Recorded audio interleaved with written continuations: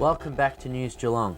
As we enter the world of local football, we caught up with Torquay Tigers president Steve Dunstan in his side's inaugural night match. Steve, a little bit of history being made here tonight.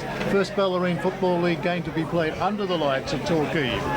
Yeah, we're pretty excited about that. It's been a long road for us to get the club up and running and the lights up and running, and the last 2 or 3 weekends have been fantastic. We're looking for a big crowd. We've got an excellent night for it.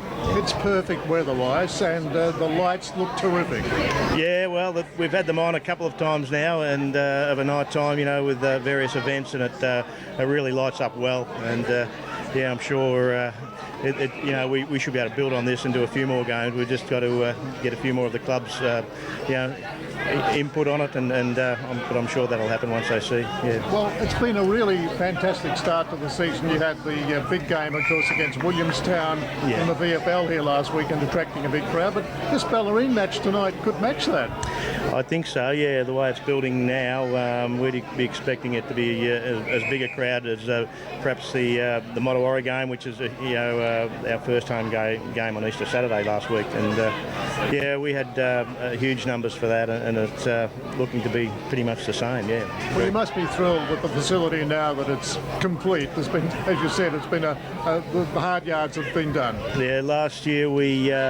About this time we were getting ready to vacate the premises, and we became football nomads for about 9 weeks in a row, and we played away games, and then when we came back we worked out of the scout hall and portables, and it was pretty taxing on everybody concerned, to do all of that, and to have the year that we did, even though we were runners up, it was a sensational year for us, and now to be able to work and play out of this new facility, it's just marvellous for us. Well, we had the pleasure of speaking with Craig McCaughan last week, and a successful start to the season, so obviously he's very optimistic about the future of 2013. Yeah, Craig's in his second year, and he's got a great young group of players there. Probably we've had a good group of under-18s come through in the last couple of years. About 11 players have been blooded here, and a couple of them have gone off to the Falcons. So we've got a huge base of players in the juniors that have come up to the pointy end, and now we're starting to see the benefit of that. And the young boys out there tonight, like last week, they were fantastic. So we're hoping for big things this year. While it may have been the Tigers who won off-field, unfortunately for them, it was the Geelong Amateurs who won on-field. We caught up with winning co-coach Corey Bauer. We're standing here at, late at night on the middle of the Torquay Oval, and the lights are still on, and you've had a fantastic comeback win in round 2, Corey. Yeah, it was a bit of a marquee game, I guess, being the first night game in the BFL. We were probably 2 months ago, we had the proposal put to us, and it was meant to be our home game today. We thought, well, why not? Why not have an opportunity to play against Torquay under lights at this time of year? So we jumped at it and forfeited our home game, and we'll play Torquay later on in the year at home on a Sunday. So, well, it paid off because you jumped the Tigers, and they really did have to struggle to get back, although they came back at you. They're always going to come back. They're a good side and got some good players in there, and they've picked up a few over the off-season, so as we have. But as we said to the boys, we had a process to stick to, and we stuck to that, and it got us off to a great start. But we knew if we stuck with it throughout the 4 quarters, hopefully the result will go our way, which we're fortunate enough for it to do. So. Well, it was a good win. I mean, it was gutsy, and you were playing under difficult conditions tonight. Bit of dew on the ground, and the lights. Bit of a change of game plan. Definitely a different experience for a lot of the boys. Some of the guys that have come from the GFL have had the chance to play in the under lights, but for some of the guys, or the majority of the guys, with their first night game. So it was a good experience for them, and we had our backs against the wall there. We had 2 on the bench from halfway through the second quarter, with Trent Webber going off with his elbow and Andrew Lovick doing his shoulder.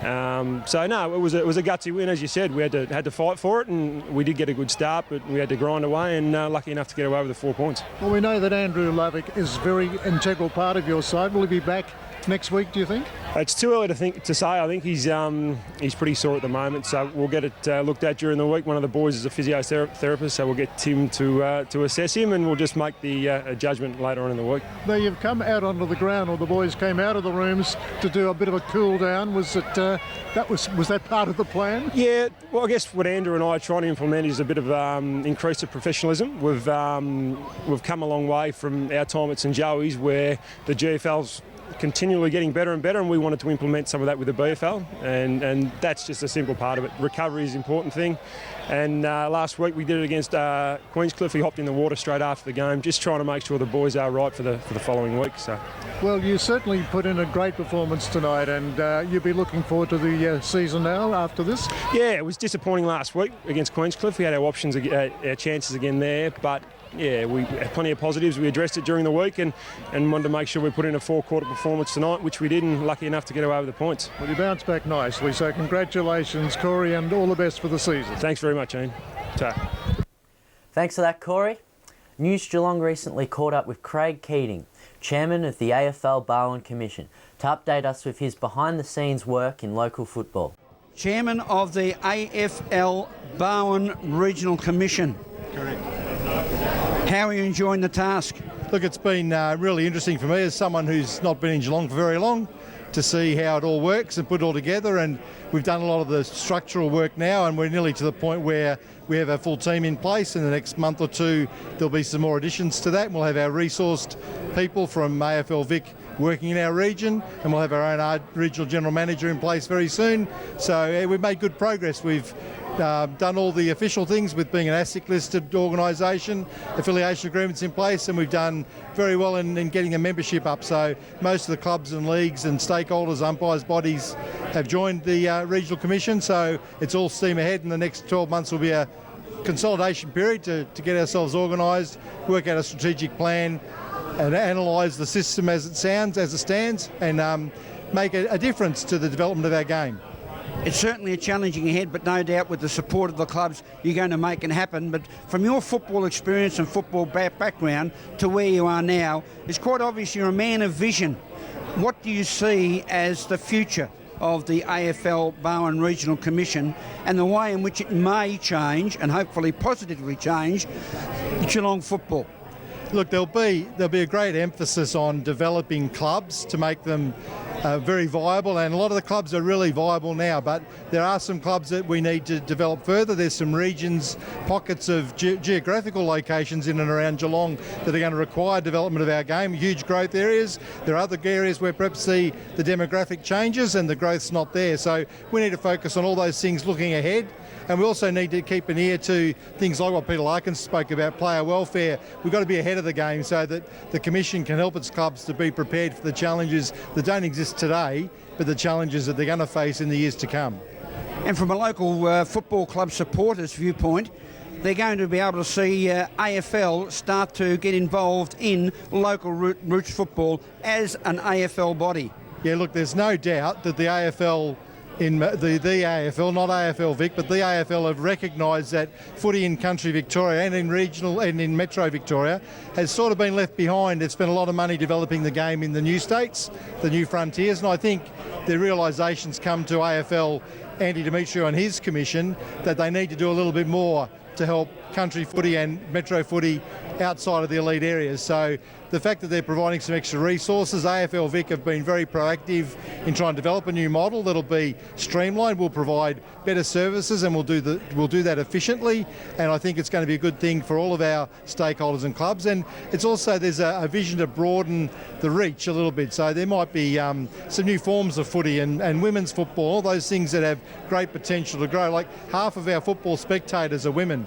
We need to grow all of that. We need to look after that part of our game. And then there's netball. We've really got to partner up with netball and make the most of two great sports that country areas have loved for forever and ever. Make sure they've got the right resources to keep them in the health that they need to be in.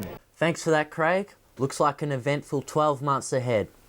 As we go to a break, remember you can find us on Facebook and also on Twitter @NewsGeelong31.